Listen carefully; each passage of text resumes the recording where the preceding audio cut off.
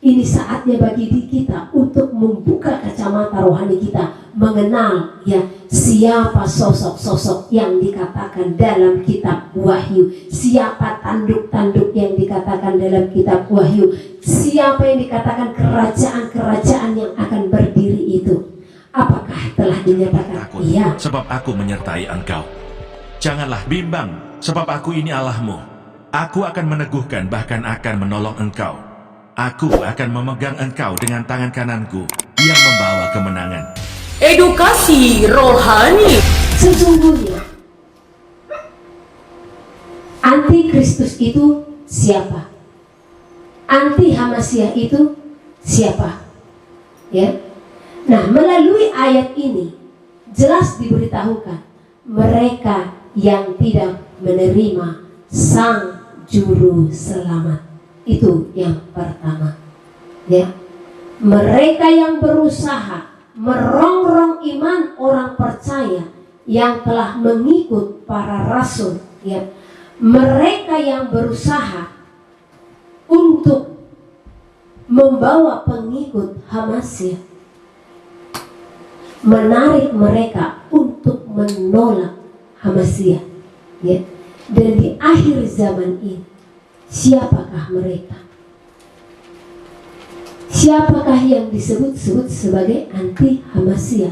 Banyak pengajaran-pengajaran yang telah menolak kalau dialah Sang Elohim, Bapa itu sendiri. Jadi kalau ada pengajaran di luar yang memisahkan antara pribadi Bapa dan Anak dan Roh Kudus, ya, maka itu bukanlah berasal daripada Elohim, karena itu Esa, ya. Karena tidak ada pemisahan, karena jelas di sini dikatakan yang menyangkal Hamasiah, dia pun menyangkal Bapa dalam hidupnya. Sekalipun dia merasa dia tidak menolak Bapa, tapi dengan dia menolak Sang Juru Selamat, maka dia telah menjadi anti Hamasiah. Saya percaya kita bukanlah orang-orang yang menolaknya, bukanlah orang-orang yang terseret dengan pengajaran-pengajaran yang memisahkan pribadi ini. Dia Elohim yang telah datang sebagai anak manusia untuk menebus saudara dan saya. Jadi jangan menyangkal keesaan yang ada di dalam dirinya, karena dia satu-satunya yang layak kita puji, yang layak kita sembah. Hanya pengenalan kita yang terpenting. Sesungguhnya di dalam kitab suci ini cukup kaya akan tulisan-tulisan yang membuktikan jikalau dia adalah Hamasiah, ya. Dan siapa nantinya yang menjadi anti Hamasiah itu? Yaitu orang yang meninggikan dirinya, orang yang menyatakan dirinya sebagai Sang Juru Selamat atau Mesias palsu. Itu di akhir zaman ini semakin nyata, dan itu sudah ada dan berdiri. Hanya bagaimana kita mengenali mereka yang dinyatakan sebagai anti Hamasiah yang sesungguhnya, karena mereka akan membuat pengajaran-pengajaran yang memisahkan kita daripada Elohim, yang memisahkan kita daripada anak manusia, karena mereka akan menyeret kita untuk menjadikan mereka sebagai Sang Juru Selamat. Makanya perlu kehati-hatian bagi kita saat ini dalam segala tindakan. Jangan salah untuk mengambil keputusan, ya. Ini sudah di ujung tanduk. Sebenarnya keadaan dunia ini sekarang sudah di ujung tanduk. Saya bagaimana 2019. Ini pemilihan sudah selesai, ya, di negara besar sana. Sudah, ya. Sudah sah nih yang duduk siapa. Ini saya akan bocorkan sedikit. Sudah sah presidennya CDT. Sudah? Nah, ini mau pada diam ditanya. Sudah? Nah, saudaraku yang di seberang, mereka berpikir saya bertanya kepada saudara, padahal mereka pun saya tanya. Oke, sudah. 2019 Elohim seorang ini akan berdiri. Nah, dan ternyata benar. Namun di saat dia berdiri, Elohim sudah memberikan peringatan untuk berjaga-jaga. Makanya saya sangat yakin kalau dia akan berdiri. Bahkan sebelum pemilihan, ya, pelayanan ini sudah menyatakan kalau dia akan berdiri. Siapakah dia itu sebenarnya? Sesuai dengan yang dinyatakan dalam kitab Wahyu. Saudara bisa baca sendiri, ya, karena saya tidak bisa terlalu leluasa untuk menyatakan segala sesuatu. Intinya, dengan kemenangannya saat ini, itu sudah salah satu daripada penggenapan apa yang telah tertulis. Dan apakah saatnya bagi kita untuk berdiam? Ini saatnya bagi kita untuk membuka kacamata rohani kita, mengenal ya siapa sosok-sosok yang dikatakan dalam kitab Wahyu, siapa tanduk-tanduk yang dikatakan dalam kitab Wahyu, siapa yang dikatakan kerajaan-kerajaan yang akan berdiri itu. Apakah telah dinyatakan? Iya. Tinggal kita melihat dan mencocokkan, bukan cocok logi ya. Tetapi bagi orang yang memiliki hikmat Elohim, mereka pasti akan mengenal segala zaman. Mereka pasti akan mengetahui siapa binatang yang keluar dari bumi, siapa binatang yang keluar dari dalam laut. Semua akan mereka ketahui. Ya.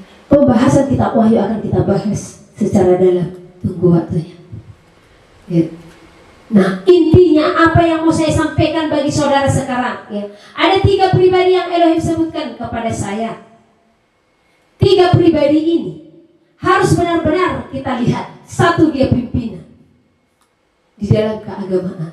2, dia pernah menjabat sebagai seorang presiden di negara besar tadi. 3, ya, yang menjabat itu tadi. Nah, ada apa dengan mereka? Coba selidiki melalui mereka ini. Mulailah Sodom Gomora semakin besar di seluruh dunia. Jangan salah, jangan melihat hanya dengan sebelah mata. Jangan engkau tertipu daya dengan mereka yang hanya memunculkan kitab suci, menyuruh orang berdoa segala macam. Sebab penyesat juga datang menyesatkan bumi ini dengan apa? Membawa nama Elohim dan mengakui kalau dia adalah Elohim. Artinya anak manusia adalah Elohim. Mereka menerima anak manusia itu sebagai Elohim, ya. Jadi jangan dibutakan dengan hal-hal rohani yang dikerjakan oleh manusia. Jangan dibutakan di saat engkau melihat, oh, dia benar-benar menyerukan untuk praise and worship. Dia membuka Alkitab suci. Jangan. Dukun saja di tanah Batak ini, ya. Itu mereka buka Bibel, namanya bahasa Batak. Ini Batak ini keren ini ya. Bahasanya seperti bahasa Inggris. Ya. Bibel itu sama dengan kitab suci. Dukun saja pakai kitab suci. Dukun saja pakai ayat firman. Karena apa? Iblis pun pakai ayat firman untuk mencobai. Cukup kita mengasah penglihatan kita untuk melihat siapakah yang benar-benar berasal daripada Elohim, bukan dengan hal-hal rohani yang diperbuatnya, yang menyatakan kalau dia adalah seorang yang berasal daripada Elohim. Oh, sekarang siasat iblis itu benar-benar licik, saudara. Siasat iblis itu benar-benar sangat halus, mempermainkan umat manusia. Siapapun bisa dicobainya. Tidak pandang 1, 2, 3 tahun, 10 tahun saudara sudah bersama-sama dengan Elohim, ya. Karena dia sebisa mungkin juga akan mencobai dan menyesatkan siapa? Orang-orang pilihan. Cukup lihat hidupmu, selidiki hatimu. Tanya kepada Elohim, apalagi yang kurang dalam diriku. Dan mereka ini sudah bangkit dan semakin bangkit lagi. Sebab di zaman para rasul saja mereka dikatakan tadi sudah bangkit banyak katanya. Telah banyak bangkit ini anti Hamasya, terlebih di zaman ini. Kita juga yang terlalu mencintai dunia ini daripada Elohim, kita pun sudah menjadi anti Hamasiyah. Kenapa saya katakan demikian? Ya? Karena di dalam Hamasiyah tidak dikatakan hal-hal yang demikian. Bukankah kita seharusnya harus sama dan serupa dengan dia? Apa yang dia perbuat selama ada di dalam bumi ini, hendaklah kita perbuat. Ya? Di dalam 1 Yohanes pasal yang kedua ayat ke-8 dikatakan, barang siapa mengatakan bahwa ia ada di dalam dia, ia wajib hidup sama seperti Hamasiyah telah hidup. Jadi kalau kita katakan kalau kita ada di dalam Elohim, ya, maka kita wajib hidup sama seperti Hamasiyah. Seperti apa dia? Ayo anak-anak, apa pribadi dari Elohim yang menjadi contoh bagi kita yang terutama? Kasih, pengampunan, pengorbanan, taat, melayani. Kasih, pengampunan, pengorbanan, taat, dan melayani. Jadi kalau kita mengatakan kalau kita di dalam Hamasiyah, di dalam Yahusua itu sendiri, ya, maka kita wajib hidup sama seperti Hamasiyah. Dia lemah lembut, benar? Apa yang Hamasiyah garang? Ya. Dia lemah lembut, dia rendah hati. Jadi siapa kita tidak sama melakukan hal yang tidak sama dengan dia? Siapa kita? Makanya hiduplah berjuang untuk sama seperti Hamasiyah selama ia hidup. Kalau saudara dan saya mengatakan kalau kita hidup dalam dia, karena pendustalah kita jikalau kita tidak bisa meneladani dia, sementara kita datang beribadah kepada Elohim. Ya. Kita katakan aku mengasihi, tapi mengampuni kita sulit, tapi merendahkan hati kita sulit. Ya. Tapi kita memberontak. Kita sama dengan pendusta dan penipu di hadapan Elohim. Apakah ada waktu bagi kita untuk melakukan hal ini lagi? Saya selalu sampaikan kepada saudara, ini bukan saatnya kita memikirkan perkara karakter-karakter yang susah. Sudah seharusnya karakter-karakter itu dibuang. Saatnya kita memikirkan bagaimana kalau zaman ini sudahlah di ujung tanduk, sehingga kita fokus di dalam menungso kedatangan Elohim. Enggak masanya lagi pelihara-pelihara ketegar-tengkukan, kekerasan hati, kemalasan. Enggak ada waktu lagi untuk hal itu, ya. Waktunya sungguh-sungguh, karena anti Hamasiyah ini benar-benar telah berdiri, bahkan mereka sesungguhnya telah menyatakan diri. Hanya enggak ditunjukkan saja, oh ini saya, enggak seperti itu. Tetapi mereka menunjukkan dengan apa? Banyak hal. Bagaimana mereka sudah mulai menguasai dunia. Lihat, apakah hidup manusia ini tidak diatur?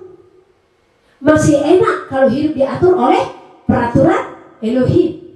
Ya, ngerinya manusia di zaman ini hidup diatur oleh peraturan apa? Manusia. Ya. Lahir anak bayi, dibuat peraturan, umur sekian harus dianjus katanya, ya kan? Peraturan dari mana itu coba? Dan apakah memang terbukti kalau itu untuk menyehatkan? Apakah terbukti? Ya, anak umur sekian wajib begini, wajib begitu, wajib begini. Ya, kemarin saya mendengarkan penjelasan 6 tahun SD, ya, baru menengah berapa tahun? Sekolah menengah berapa tahun? 6. Menengah pertama, menengah akhir, ya. Sekolah menengah SD 6 tahun, ya. Sekolah menengah 6 tahun, perkuliahan sampai dapat masternya tahun. Jadi 6. Barang-barang yang kita miliki banyak, produk mereka banyak, ya. Jadi dipelajari. Ini kita semua. Saya kaget dan terkaget-kaget dengan icon daripada Apple.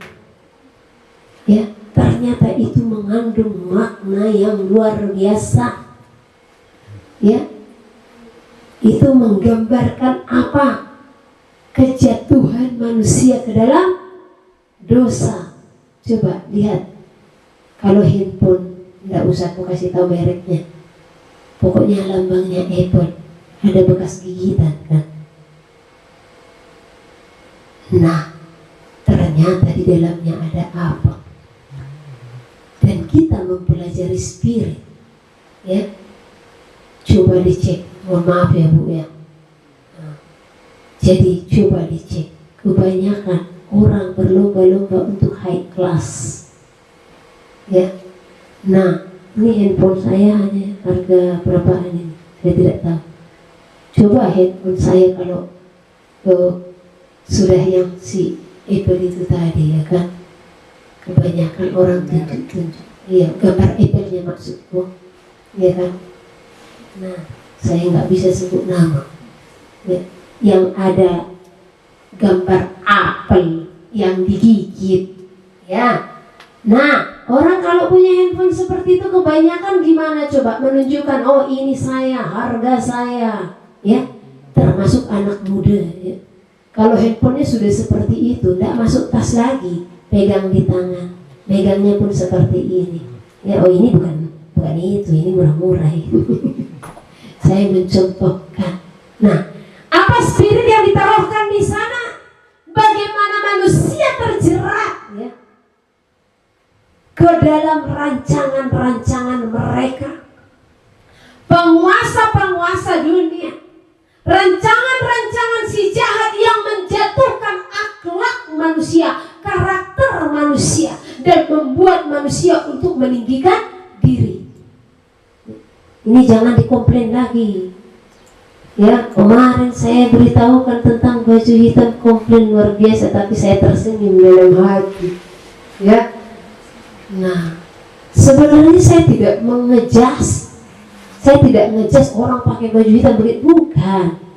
Saya sampaikan, coba alangkah indahnya di saat seorang pemberita firman itu memakai warna yang mencerminkan gambaran daripada surga kemuliaan, ya.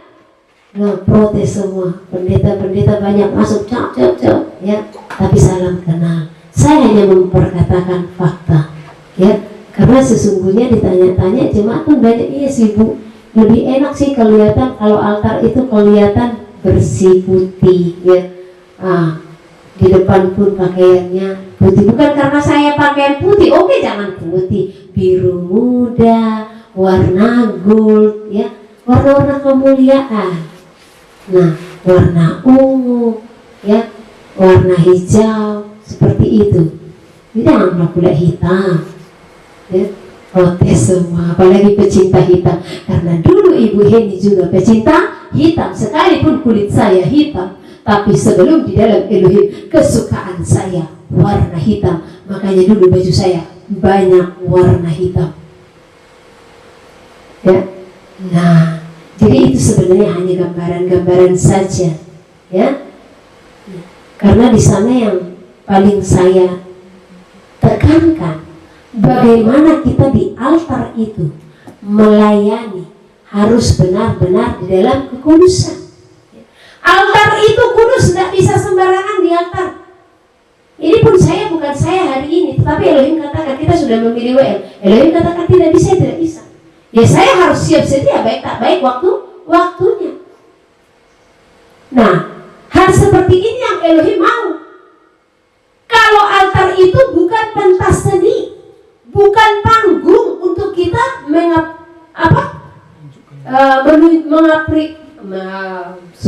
mengaplikasikan, ya. Bukan tempat kita itu untuk pertunjukan, menunjukkan suara yang bagus, gerakan yang bagus ya. Bukan, altar bukan seperti itu ya. Apalagi saya melihat kalau sudah ada KKR ya, ada lagu katanya seperti itu. Apa seperti itu untuk memuji Elohim ya? Jadi bukan seperti itu yang Elohim mau. Kita jangan serupa dan sama dengan dunia ini ya. Nah, jadi ini saya singgung lagi nih masalah benda, kemarin masalah warna ya. Saya hanya mau memberitahukan kepada saudara bagaimana mereka bekerja, bahkan dari segala apa yang kita pergunakan ya. Di sini pentingnya kita untuk mencari informasi-informasi yang dihubungkan dengan hal-hal rohani dan memang benar. Kemewahan-kemewahan dunia itu untuk apa? Apakah itu untuk Elohim? Apakah untuk kemuliaan Elohim dinyatakan? Ya, Salomo sekalipun dia megah, bukan berarti dia menyombongkan diri dengan kekayaan yang dia miliki. Sekalipun ada cerita dia terjatuh bukan karena kesombongan. Ya, dia tidak pernah menyombongkan diri dengan harta yang dia miliki. Tetapi di zaman ini manusia berlomba-lomba untuk apa? Supaya kelihatan, wah dia dapat manusia. Tanpa disadari manusia berlomba-lomba hidup dengan penilaian manusia. Padahal kita harus hidup dengan penilaian Elohim ya. Apapun yang kita kerjakan itu hendaklah kita hidup untuk penilaian Elohim. Nah, melalui benda tadi, apakah ada impartasi? Ya ada. Melalui film ada. Melalui lagu ada. Impartasinya itu bahkan besar. Nah, tadi yang saya katakan, setelah kami pelajari semuanya, memang benar mereka masuk melalui apa? Ya barang-barang, ya. Bahkan peralatan-peralatan yang kita pakai. Nah, saya cerita sedikit tentang si yang gambar apel yang digigit ini tadi. Ya, ternyata ada sesuatu, ya, sejarahnya dan apa yang ditaruhkan di dalamnya. Nah, kebanyakan keangkuhan hidup. Padahal sebenarnya fungsinya dengan handphone yang lain sama nggak sama. Paling bedanya dibuat sedikit ya. Salah satu yang mengetahui tentang peralatan-peralatannya si handphone, dia mengatakan bahkan handphone yang mahal itu biayanya hanya berapa? $10 katanya. Tetapi manusia mau ditipu daya dengan nilai puluhan juta. Padahal modalnya hanya $10 ya. Nah, jadi keangkuhan hidup ada di sana. Supaya kita sadari. Makanya kita berusaha untuk membeli sesuatu apa yang kita perlukan, apa yang kita butuhkan, bukan apa yang kita inginkan. Saat kita membeli sesuatu untuk apa yang kita butuhkan, perlukan, ya, bukan Elohim tidak bukakan jalan. Tetapi janganlah segala sesuatu itu untuk kepuasan atau hasrat kita saja. Ya. Nah, jadi si anti Hamasiah ini telah melakukan segala sesuatu untuk menguasai dunia dalam hal apapun, ya, baik dalam kesehatan, pendidikan, apalagi politik, keuangan. Mereka telah susupi dan masuki, dan kita hidup diatur oleh manusia. Dan pada akhirnya, di saat mereka semakin menyatakan diri untuk menguasai perekonomian, kita pun berdiri tidak bisa membeli dan menjual tanpa tanda itu. Ya. Dan bagi orang yang mempertahankan kebenaran akan teraniaya. Bagi orang yang tidak kuat akan mereka cerah. Ya. Dan mereka si anti Hamasiah ini akan tetap berusaha untuk menyesatkan umat-umat Elohim. Jadi jangan sampai terjatuh, jangan sampai tersesat. Ya. Apakah mereka tidak mengenal Yahushua? Bukan. Elohim? Ya, mereka mengenal Elohim. Ya. Dari segi agama, Mereka bahkan sama, ya. Mereka juga memuji Elohim, tetapi anti kepada Yahosua. Nah, ada dua versi ini, anti kepada Yahosua yang memang sama sekali tidak menerima Yahosua itu. Nah, anti Hamasiah itu adalah satu orang-orang yang meninggikan diri tadi, yang menjadikan mereka sebagai juru selamat. Jadi hati-hati, di akhir zaman mereka akan bekerja lebih giat lagi, ya. Nah, pentingnya bagi kita untuk kita lakukan apa? Ini kita akan lemah. Yerusalem akan lemah. Yerusalem adalah saudara dan saya, bukan menakut-nakuti, ya. Lemah dalam hal apa? Bukan dalam hal iman.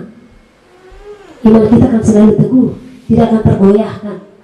Tetapi di saat iman kita teguh, di saat iman kita tidak tergoyahkan, di sana jasmani kita akan terompong dan dirompong. Kita akan teraniaya, karena segala akses akan ditutup bagi orang-orang yang mempertahankan kebenaran, bagi orang yang tidak tunduk kepada anti Hamasiah itu, bagi orang yang tidak tunduk kepada peraturan-peraturan mereka yang telah meninggikan diri. Apa yang mampu untuk menyelamatkanmu di masa itu? Apa yang mampu untuk menghiburmu di masa itu? Lihat penderitaan yang dialami oleh Daud. Banyak sekali penderitaannya. Apa yang dia lakukan menjadikan dia tetap kuat? Coba kita yang ada di sini, ya, kalau ngantuk hanya keluar. Ada yang ngantuk? Nah, kalau ngantuk cuci muka, ya. Coba, apa pertanyaan saya barusan?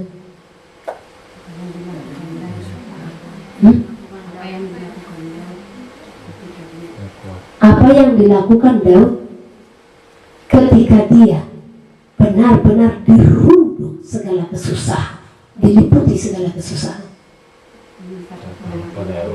Minta pertolongan kepada Elohim. Apalagi di kita dulu, apa di kita? Jadi apa yang dilakukan Daud di saat dia benar-benar dilanda kesusahan?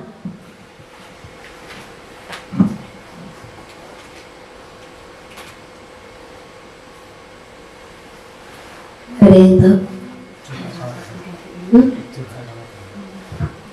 Curhat sama Tuhan, katanya. Meratap. Apa Pak Isra? Memuji dan menyembah. Itulah yang Daud lakukan di saat dia ditempa berbagai ujian, pencobaan, kesusahan. Dia selalu datang memuji dan menyembah Elohim, sehingga di sana dia diberi kekuatan yang baru. Makanya dibaca Mazmur sampai selesai, ya. Dia tidak mengingat bagaimana susahnya dia, walaupun dia tetap curhat, ya, sama Elohim, tetapi dia melakukan pujian, penyembahan, dan di sanalah dia mendapat dan memperoleh kekuatan yang baru. Di saat masa aniaya pun akan menimpa, ya, karena who knows, siapa yang tahu kita ketemu dengan masa itu atau tidak, ya. Tapi yang jelas, persiapkan hidupmu di saat anti Hamasiah itu benar-benar menyatakan diri. Persiapkan hidupmu, kalaupun harus teraniaya oleh karena apa?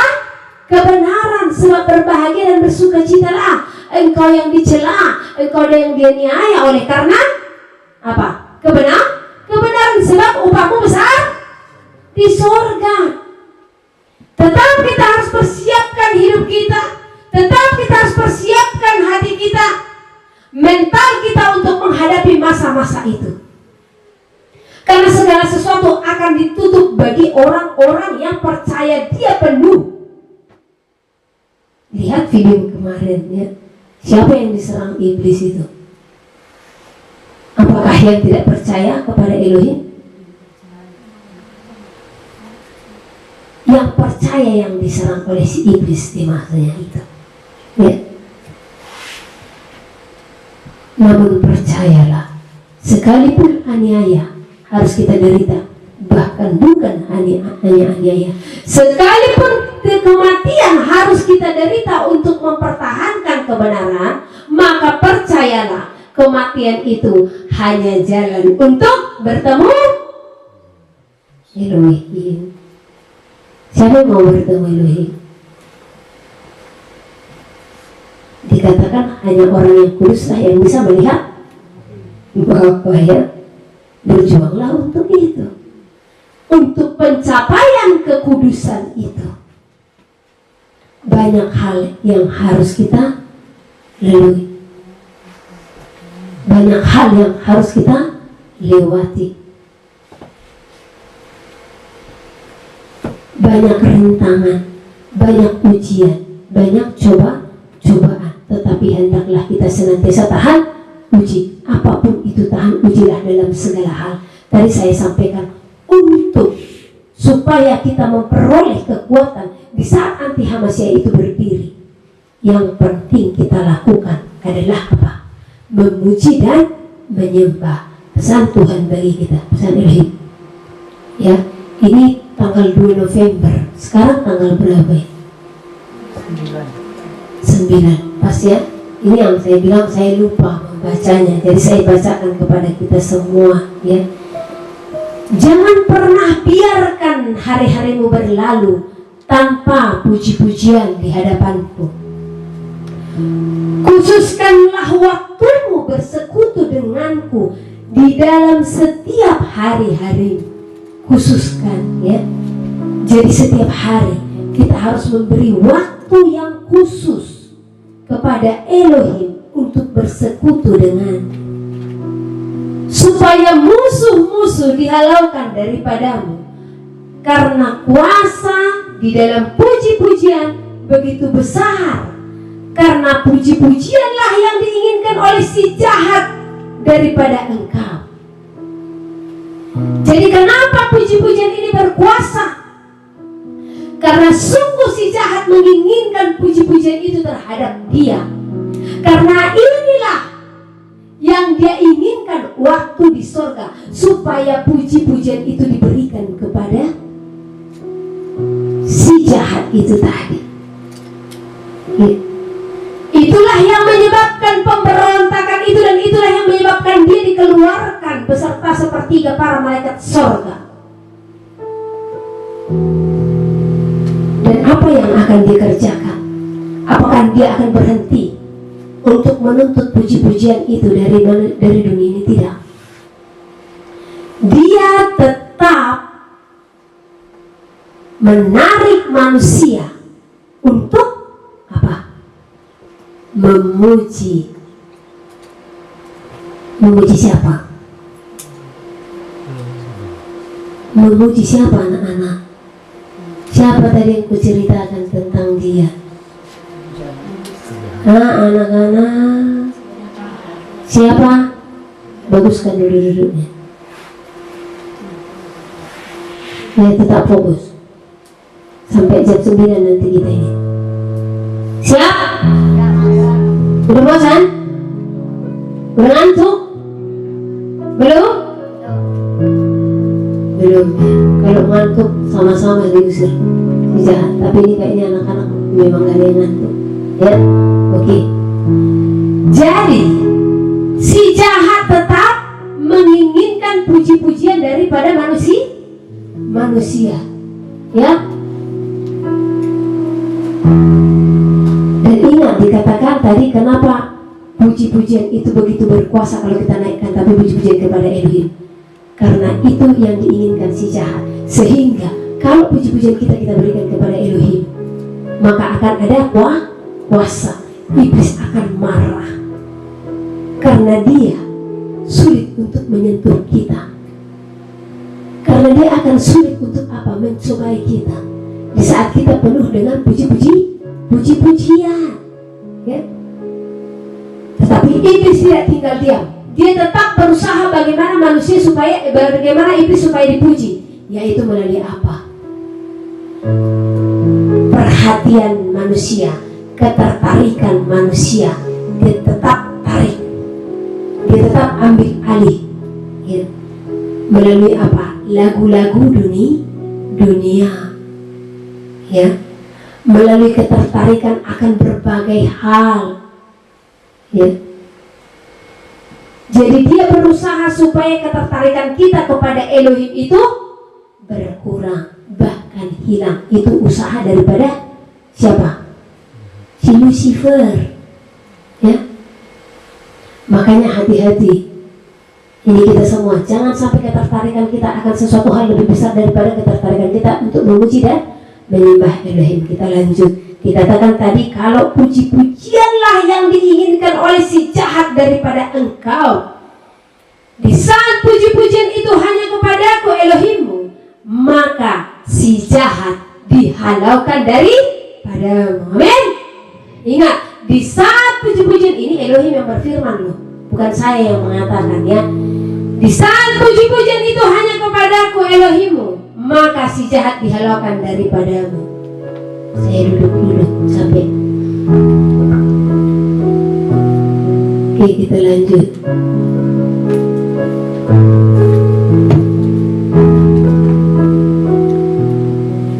Bersaksilah, sampaikanlah firmanku ini kepada seluruh umatku. Sujud di hadapanku, memuji dan menyembah Elohim, itulah sumber kekuatan bagimu. Sebagai sesuatu yang besar yang membangkitkan imanmu di dalam puji-pujian yang memuji kemuliaan Elohim yang berkuasa untuk mengubah kehidupan. Sampaikanlah puji-pujianlah yang kunantikan daripadamu di dalam roh dan kebenaran. Semua itulah yang ku kehendaki selama engkau masih berada di bumi ini, sampai harinya akan datang. Aku akan membawamu kembali sebagai mempelai suci. Sembahlah Elohimmu, sumber kehidupanmu. Diberkatilah selalu orang-orang yang menyerukan namaku di atas segala pujiannya. Nah, yang mampu memenangkanmu, yang mampu menolongmu di hari kesusahan hanyalah puji-pujian, ya. Saya tidak akan katakan kalau kita terluput dari kesusahan itu hanya khotbah kemakmuran yang keluar dari mulut saya. Saya lebih bagus mengatakan, siapkan hidupmu akan masa kesusahan itu, supaya kalau itu memang kita derita, kita tidak kecewa. Dan kalau itu kita tidak derita, alangkah besar sukacita dalam kehidupan kita. Nah, jadi yang memampukan kita bertahan dan berdiri pada masa itu hanyalah puji-pujian penyembahan kepada Elohim, seperti yang dilakukan Daud di saat dia menghalau musuh, di saat dia benar-benar dalam kesusahan. Dia benar-benar memuji dan menyembah Elohim. Di saat dia benar-benar diserang oleh Saul, ya, benar-benar puji-pujian yang dia berikan kepada Elohim, tidak surut pujian penyembahannya kepada Elohim. Jadi pujian penyembahan yang seperti apa itu juga penting bagi kita untuk kita ketahui, ya. Yang mampu mengalahkan anti Hamasiah ini nanti dari kehidupanmu hanyalah puji-pujian yang diberikan dengan roh dan kebenaran. Seperti apa puji-pujian di dalam roh dan kebenaran? Ingat, dikatakan tadi, kalau puji-pujian yang memuji kemuliaanku, kata Elohim, yang berkuasa untuk mengubah kehidupan. Di saat engkau katakan, aku sulit sekali untuk melawan diriku, aku sulit sekali melawan hatiku. Nah, sesungguhnya perkataan seperti itu tidak pantas keluar dari hidup kita. Tetapi di saat kita sudah menaikkan puji-pujian di hadapan Elohim, maka Elohim memberikan kuasa, kekuatan bagi kita untuk sangkal diri dan pikul salib. melalui puji-pujian kita akan dimampukan untuk melakukan apapun. Kita dimampukan untuk menahan hati. Di saat kemarahan, kekesalan itu pun diserang kepada kita, kita mampu melewatinya. Sejak saya mengikut Elohim, yang Elohim taruhkan di mulut saya hanyalah Mazmur. Mohon maaf, menghafal lagu itu saya susah, tapi luar biasa hari ini saya bisa menghafalnya. Itu baru tadi saya hafal karena benar-benar menyatu dan bagian teksnya sedikit, ya. Jadi saya jarang menghafal yang namanya lagu, ya. Yang keluar dari mulut itu kebanyakan apa? Mazmur, saudara. Jadi saya lebih sering itu udah petik gitar, sudah rancangkan mau nyanyikan lagu, ya kan. Nah, nanti hambar yang ada masuk ke penyembahan langsung. Jadi lagu-lagu yang kami nyanyikan pun itu berasal dari Mazmur. Nah, dan lagu-lagu rohani kebanyakan pun benar berasal daripada Mazmur, ya. Tetapi terlebih Mazmur itu berasal oleh kesaksian dari diri kita sendiri dan karena rasa cinta kita dari dalam diri kita sendiri kepada Elohim. Jadilah penyembah-penyembah yang menyembah Bapa di dalam roh dan kebenaran, karena itulah yang Elohim kehendaki. Karena Elohim mencari siapa? Elohim tidak mencari kamu yang katanya cantik. Elohim tidak mencari engkau yang katanya ganteng. Elohim tidak mencari engkau yang katanya kaya raya. Elohim tidak mencari engkau yang katanya terkenal. Tetapi Elohim mencari siapa? Penyembah-penyembah yang menyembahnya di dalam roh dan kebenaran. Jadilah pemazmur. Pemazmur inilah yang menjadi kaki dia yang akan menerangi bumi ini yang penuh dengan kegelapan. Di saat kita menaikkan mazmur di satu tempat, alangkah mazmur itu, ya, akan berkumandang. Para malaikat surga pun akan menghantarkan puji-pujian kita. Radius 1 km, 2 km, bahkan beratus-ratus kilometer akan mengimpartasikan kemuliaan Elohim. Itu sebenarnya rahasia-rahasia yang harus kita ketahui. Oleh karena itu, menyembahlah di dalam roh dan kebenaran, dan ajarkan anak-anakmu untuk benar-benar menyembah. Ajarkan anak-anakmu supaya hidup sebagai penyembah yang menyembah Bapa di dalam roh dan kebenaran. Tua, muda, anak kecil, remaja, dewasa harus diberikan tanda di dahi dan di tangan, yaitu apa? Kemuliaan, kebenaran daripada Elohim, kebenaran daripada firman-Nya. Dikatakan kalau tanda kita mengasihi Elohim, maka kita melakukan perintah-perintah Elohim, ya. Saya akan baca dari 1 Yohanes pasal yang kedua tadi, ayat yang ketiga. Inilah tandanya bahwa kita mengenal Elohim, yaitu jikalau kita menuruti perintah-perintahnya. Barang siapa berkata, aku mengenal dia, tetapi tidak menuruti perintahnya, ia adalah seorang pendusta, dan di dalamnya tidak ada kebenaran. Tetapi barang siapa menuruti firman-Nya, di dalam orang itu sungguh sudah sempurna kasih Elohim. Dengan itulah kita ketahui bahwa kita ada di dalam Dia. Jadi dikatakan kalau tanda kita mengenal Elohim, maka kita menuruti perintah-perintahnya. Apa perintah-perintahnya itu? Banyak, saudara. Perintah-perintahnya itu tertulis di dalam firman-Nya. Ada berapa banyak perintah-perintah yang telah dinyatakan oleh Elohim? 613, bukan hanya 10, ya. Dan kita memahami perintah-perintah ini seperti apa. Jadi di saat kita taat akan perintah itu, itulah tandanya kita mengenal Elohim, bukan hanya tahu. Nah, di saat kita sudah mengenal Elohim, maka alangkah besarnya hati kita untuk tetap memuji dan menyembah Elohim. Kita akan didorong untuk semakin menyembah. Saya tidak katakan kalau saudara itu supaya menyembah, apalagi sudah di jalan kalau atau di mana-mana, ya kan, harus keluar suara. Di dalam hati pun, karena ada kalanya ya kita berkumpul-kumpul dengan saudara-saudara. Saya tidak pernah lepas dari penyembahan, bahkan di saat berkumpul, di saat apapun yang saya lakukan, ya, memasak, di dalam hati saya itu saya menyembah. Keluar saja mazmur itu. Itulah tandanya kita sudah berpaut dan berpadanan dengan Elohim. Dan memang benar, kuasa daripada puji-pujian inilah yang bisa mengubahkan kita.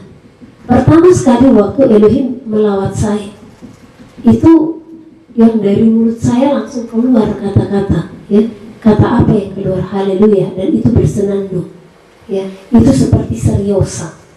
Pertama diberikannya firman-Nya, ya, jadi tangan saya itu menulis, itu tulisan-tulisan nubuatan. Kemudian suara saya itu keluar kata-kata, dan itu haleluya setelah saya kumpulkan, ya. Di saat kita sudah mengenal Elohim melalui firman-Nya, ya, maka kita dituntun untuk menjadi penyembah. Karena apa? Melalui penyembahan kita, ucapan syukur kita besar kepada Elohim. Jadi nyatakan dirimu sebagai penyembah. Ingat, dia tidak mencari dari suku A, suku B, suku C, suku D. Dia tidak mencari dari kota A, kota B, kota C. Dia tidak mencari dari gereja mana, ya. Dia mencari penyembah. Penyembah yang sesungguhnya pasti menyatakan buah roh diam di Daniel dalamnya. pasal 5. Tulisan di dinding. Raja Belsyazar mengadakan perjamuan yang besar untuk para pembesarnya, 1000 orang jumlahnya, dan di hadapan 1000 orang itu ia minum-minum anggur.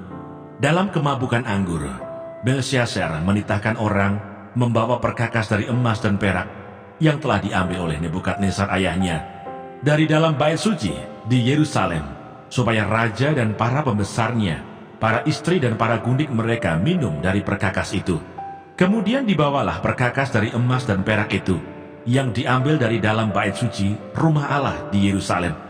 Lalu raja dan para pembesarnya, para istri dan para gundik mereka minum dari perkakas itu. Mereka minum anggur dan memuji-muji dewa-dewa dari emas dan perak, tembaga, besi, kayu, dan batu.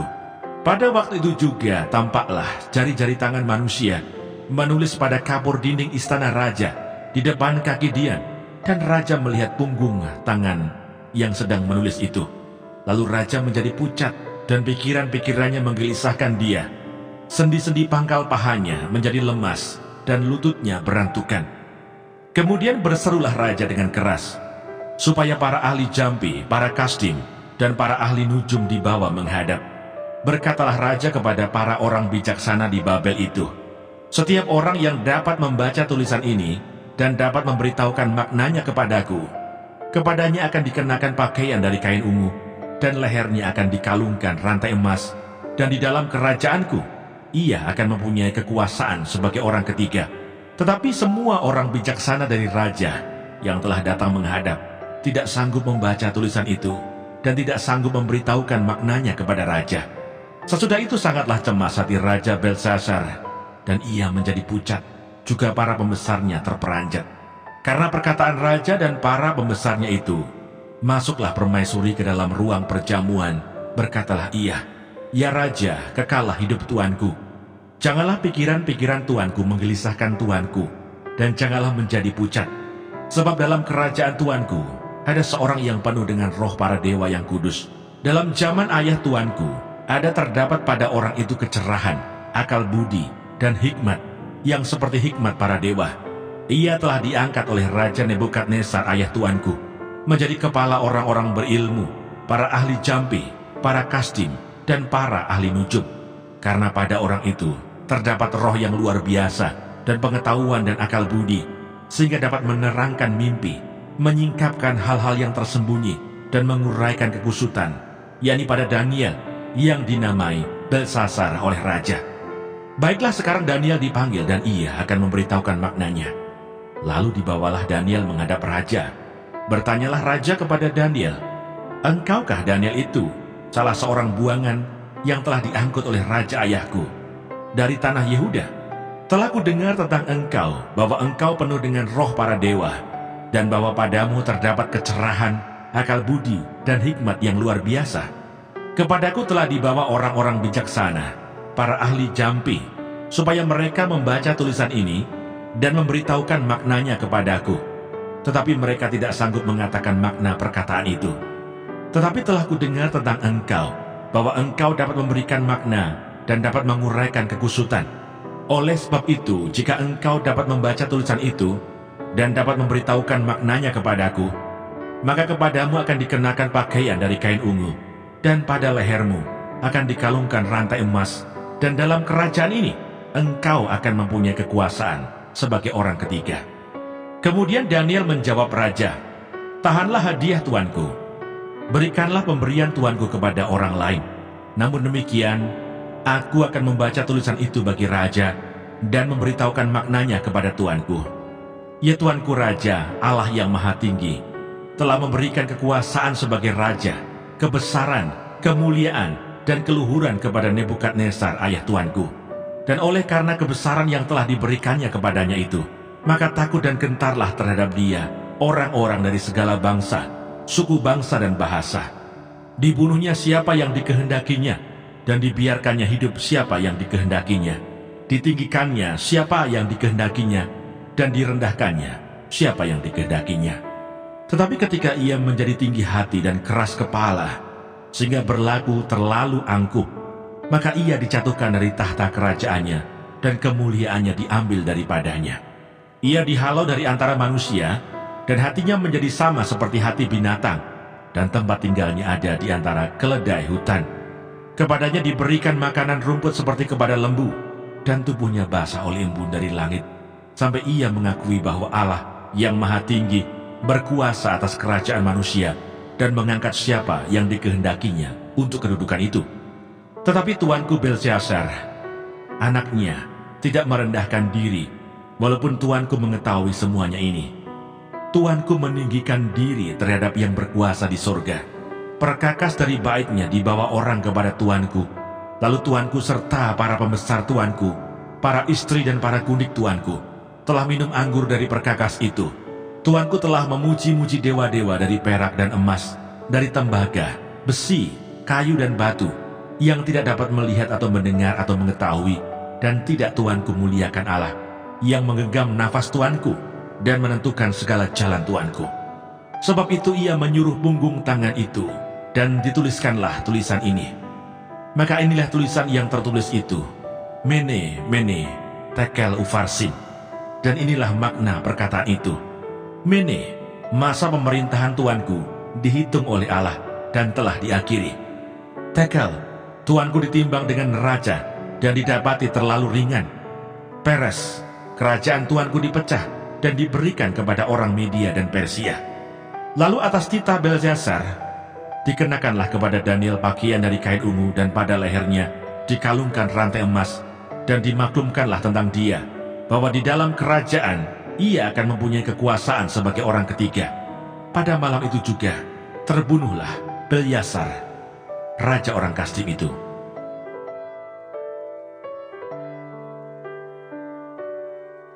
Daniel pasal 6. Daniel pasal 6. Gua Singa. Darius orang Media menerima pemerintahan ketika ia berumur 62 tahun. Lalu berkenanlah Darius mengangkat 120 wakil-wakil raja atas kerajaannya. Mereka akan ditempatkan di seluruh kerajaan. Membawai mereka diangkat pula 3 pejabat tinggi, dan Daniel adalah salah satu dari ketiga orang itu. Kepada merekalah para wakil-wakil raja harus memberi pertanggungan jawab supaya raja jangan dirugikan. Maka Daniel ini melebihi para pejabat tinggi dan para wakil raja itu, karena ia mempunyai roh yang luar biasa, dan raja bermaksud untuk menempatkannya atas seluruh kerajaannya. Kemudian para pejabat tinggi dan wakil raja itu mencari alasan dakwaan terhadap Daniel dalam hal pemerintahan, tetapi mereka tidak mendapat alasan apapun atau sesuatu kesalahan, sebab ia setia dan tidak ada didapati sesuatu kelalaian atau sesuatu kesalahan padanya. Maka berkatalah orang-orang itu, kita tidak akan mendapat suatu alasan dakwaan terhadap Daniel ini, kecuali dalam hal ibadahnya kepada Allahnya.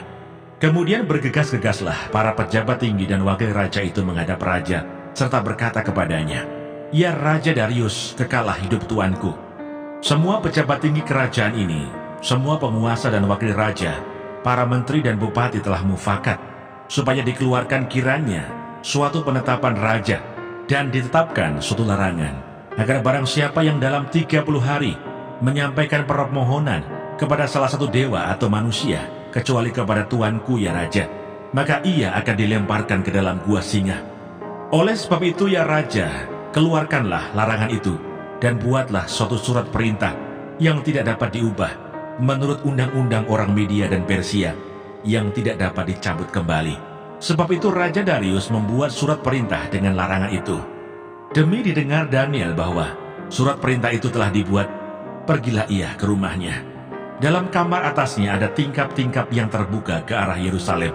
3 kali sehari ia berlutut, berdoa, serta memuji Allahnya, seperti yang biasa dilakukannya.